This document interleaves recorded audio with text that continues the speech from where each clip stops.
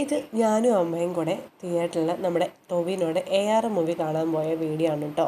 ആദ്യമായിട്ടാണ് ഞാനൊരു 3D movie തിയേറ്ററിൽ ഇങ്ങനെ കാണുന്നത്.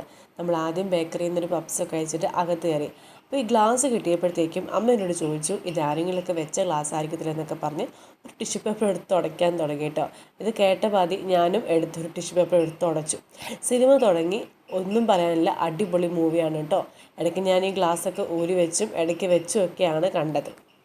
എന്തായാലും ഇത്രയും നാളും 3D ഒന്നും കണ്ടിട്ടില്ലാത്തത് കൊണ്ട് മറ്റേതുപോലെ കാണുന്നതായിരുന്നു ഇഷ്ടം.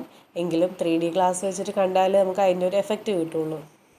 പിന്നെ പാട്ടൊന്നും ഒരു രക്ഷയില്ല, അടിപൊളിയായിട്ടുണ്ടായിരുന്നു.